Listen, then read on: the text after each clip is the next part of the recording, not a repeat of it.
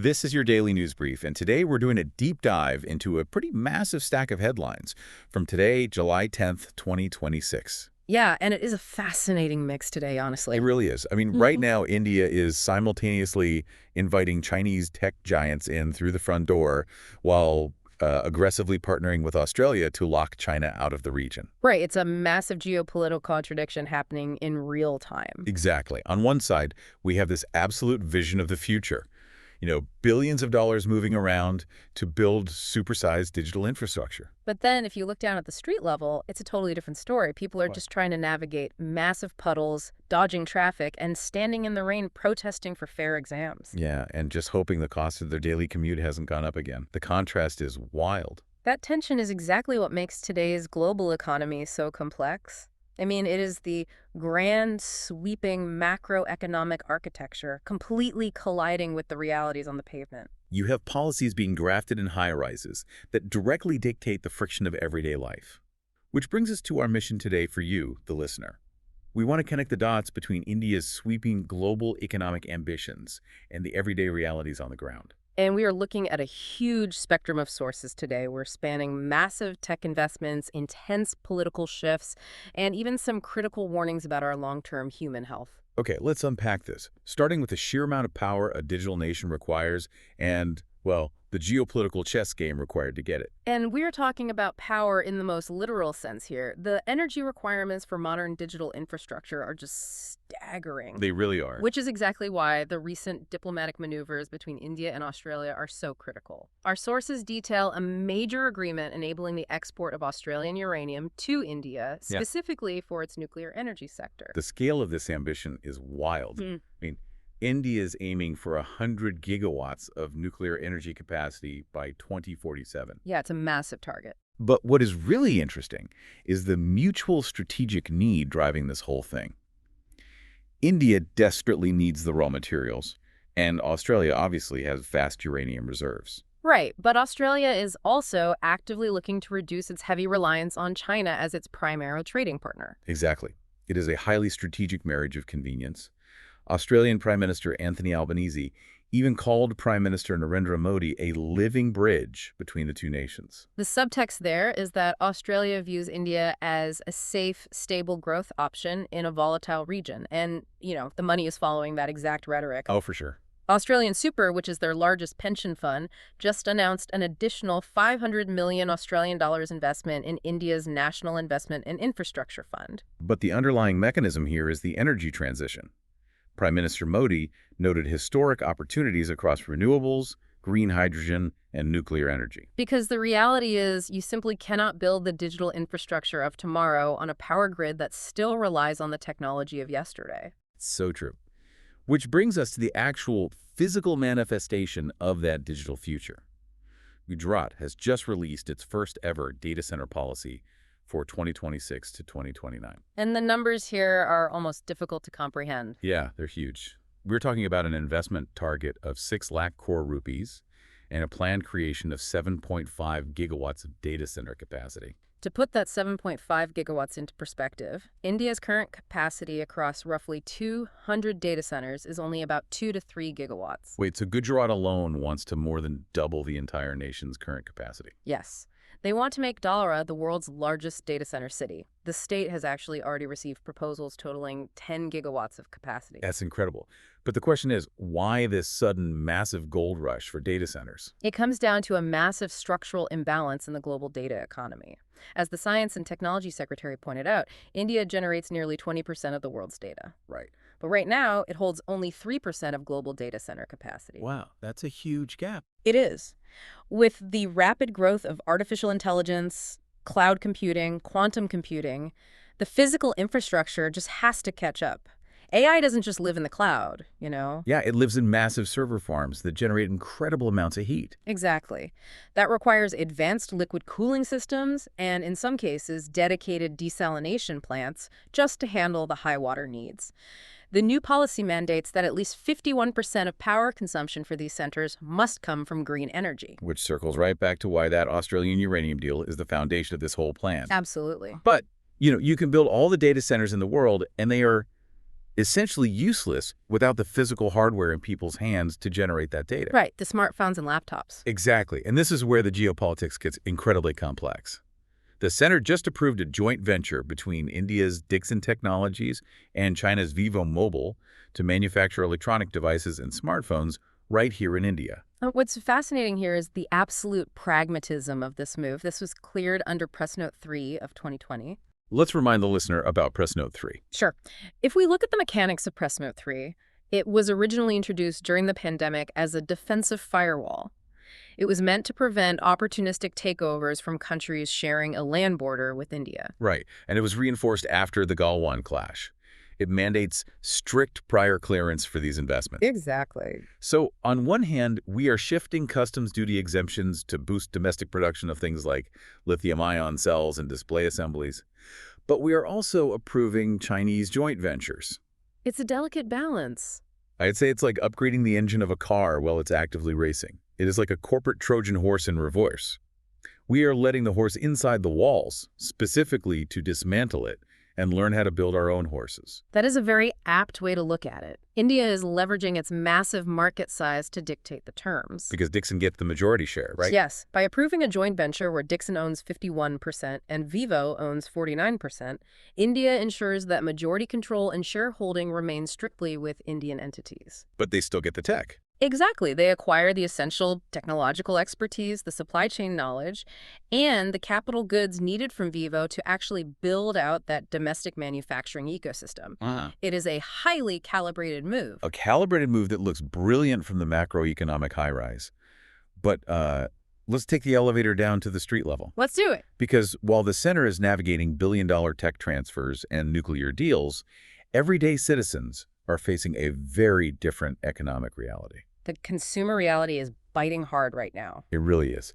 If you are listening to this on your commute right now, you are probably well aware of the intense friction around inflation, and it is becoming a major political flashpoint. Yeah, Aam Aadmi Party chief Arvind Kejriwal just heavily criticized the central government, demanding an immediate reduction in fuel prices. He's aiming for a specific price point, isn't he? Yes. He asserts that based on current international crude oil prices, E20 petrol could and should be sold at 70 rupees per liter. The mechanics of his argument rest entirely on profit margins and import costs, right? Because E20 petrol is a blend of 80% petrol and 20% ethanol. Exactly. Because ethanol is domestically produced and cheaper, it structurally lowers the overall import cost of the fuel. And Kejriwal highlighted that oil companies reportedly made 77,000 crore rupees in profit last year. His accusation is that despite global crude prices dropping significantly, I think he said 6 times since 2014, pump prices were not reduced accordingly. He argues the center is maintaining an artificially high pricing structure while claiming they need to recover losses from Middle East conflicts. Right. And regardless of where you stand on the politics, this really highlights a deep, widespread consumer frustration with the cost of living. And economic frustration almost always boils over into civic action. Look at Jantar Mantar. Students have been protesting for 20 days over alleged NEET and other exam paper leaks. The imagery coming out of these protests is just a striking visual of civic desperation. It's tough to watch. We are seeing reports of students on hunger strikes getting drenched in continuous rainfall, forced to sleep in raincoats on the pavement. And social activist Sonam Wangchuk is there, too. Yes, he's been on a hunger strike for over 11 days alongside them, reportedly losing more than 7 kilograms. Another protester, a former JNU student leader, had to be hospitalized after experiencing chest pain and numbness during his fast. It is a literal physical toll for systemic accountability. But out of this incredibly grim scene, a completely new kind of political entity has emerged. Here's where it gets really interesting. The CJP. Yes, we are looking at the sudden rise of the Cockroach Janata Party, or CJP. It was founded by Abhijit Dipke, a 30-year-old digital media strategist from Maharashtra who is currently studying in Boston. And the origin story of this movement is wild. Oh, it's unbelievable. During a court hearing, Chief Justice Surya Kant remarked that some unemployed youth were like cockroaches who later attacked the system. A statement that provided the perfect spark for digital mobilization. Exactly. Dip just weaponized that insult. He launched the party the very next day and started an online petition demanding the education minister's resignation, which quickly gathered over 8 lakh signatures. And their digital footprint is staggering. Yeah, the CJP has amassed 2.79 crore Instagram followers. Are we seeing the death of traditional political campaigning? That follower count surpasses both the BJP and the Congress combined on that platform. If we connect this to the bigger picture, it is a profound demonstration of how domestic pressures force rapid systemic adaptation. Right, because traditional channels feel blocked. Exactly. The CJP's rise shows the incredible speed of digital mobilization when it is fueled by genuine grassroots grievance. In this case, the despair over exam leaks and youth unemployment. I mean, a 30-year-old student organized an 8-city protest entirely through a digital media strategy. It's unprecedented. But we are seeing this exact same rapid adaptation in the traditional political sphere, too. Oh, definitely. While the youth are leveraging Instagram to protest, established political machines are moving just as fast to consolidate power. Look at the Rajya Sabha bypolls. Yeah, the BJP just fielded 3 newly inducted former Trinamool Congress MPs, Sukhendu Shekhar Ray, Sushmita Dev, and Prakash Chikbaraik for the July 24 elections. Which our sources frame as a major reversal of the BJP's earlier, very public stance. Because they used to be entirely against taking in TMC leaders. Right. They had previously maintained that their doors were closed to Trinamool leaders due to various corruption allegations. But the Central Election Committee cleared these candidatures within hours of their induction. The state BJP leadership justified the pivot by arguing these specific individuals were not involved in corruption and were urgently needed to, quote, rebuild Bengal. They noted that Ray had publicly demanded accountability from the Trinamool after the RG car controversy. And Dev had openly criticized her former party's internal functioning. The sheer speed of this transition from public resignation to party induction to official candidature shows how swiftly established political architecture will realign when electoral math demands it. It stands in stark contrast to the grueling physical endurance required by the grassroots protesters at Jantar Mantar. I mean, Dipko was seen on video literally touching the feet of police officers just to get permission to set up waterproof tents for drenched students. It's a stark divide, and this ecosystem of intense pressure and rapid adaptation extends far beyond domestic politics. It is spilling over into global law enforcement, too. Right. India's envoy to Canada, Dinesh Patnaik, recently welcomed a U.S. indictment of 37 individuals linked to transnational criminal syndicates. This is a significant development in diplomatic leverage. How so? Well, for years, New Delhi has expressed deep concern that North American governments were, in Patnaik's exact words, turning a blind eye to India-based syndicates operating freely across their borders. And these arrests change that. Yes, these U.S. arrests validate those longstanding concerns and signal a shift toward actual actionable cooperation rather than just diplomatic lip service. The sources specifically mention jailed gangster Lawrence Bishnoi in this context. They do. And Patnaik clarified the mechanics of how this plays out moving forward. Because extradition is always a tricky process. Exactly. While India would consider an extradition request from Washington regarding these syndicates, the final decision rests solely with Indian courts. The sovereignty of the legal process remains intact. So whether the state is managing grassroots protests, navigating political defections, or coordinating on transnational crime, the pressure on the system is immense. Which brings us to how the government attempts to manage that pressure and prove its competence through infrastructure. And the results on that front are decidedly mixed. Let's look at the physical infrastructure first. Maharashtra Chief Minister Devendra Fadnavis recently had to fiercely defend the Mumbai-Pune Expressway missing link project. Yeah, after a major landslide near the tunnel section, viral videos circulated showing significant damage caused by heavy monsoon rains. Fadnavis defended the project in the Legislative Assembly, calling it an engineering marvel. He actively condemned online critics as hired stooges who were insulting Maharashtra's progress. He argued that the project was technically sound and had been fully approved by experts prior to construction. So what does this all mean? I have to push back on the core narrative here. If a project is truly an engineering marvel, why did a single heavy rain immediately require the government to consult IIT experts to identify vulnerable spots for added wire mesh and slope protection? This is a fair question. It feels like modern development often prioritizes building for the headline, rather than building for the reality of our geography and weather. It exposes a critical flaw in development philosophy. Physical infrastructure is only as resilient as its adaptation to the environment. You can't just pave over a mountain and expect it to hold. Exactly. You cannot just build a massive road. You have to build a road that survives the reality of the Indian monsoon. Fadnavis did mention a broader 13,000 crore rupee integrated flood control plan for Mumbai, acknowledging the need to build permanent infrastructure against extreme weather. But it is a reactive measure to a predictable problem. True. However, there is a very different counter-narrative in our sources today. It focuses not on concrete and wire mesh, but on human capital. And here we see a much more resilient kind of infrastructure being successfully built. Uttarakhand has officially been declared India's sixth fully literate state. Achieving an over 98% literacy rate is a monumental human development milestone. It really is. They achieved this under the National Education Policy 2020 and a program called ULA-AS, which stands for Understanding Lifelong Learning for All in Society. Governor Gurmeet Singh approved the proposal, meaning Uttarakhand joined states like Mizoram, Goa, and Kerala in this achievement. Chief Minister Pushkar Singh Dhami called it a milestone for collective progress toward a Viksit Bharat by 2047. But he also emphasized a crucial next step. Traditional literacy isn't enough anymore. Right. Digital and financial literacy now need to reach every single citizen. And that specific emphasis on continuous lifelong learning is absolutely vital. Because while physical infrastructure has to survive the monsoons, this newly literate human infrastructure is facing a slow-moving global crisis that will redefine the next 2 decades.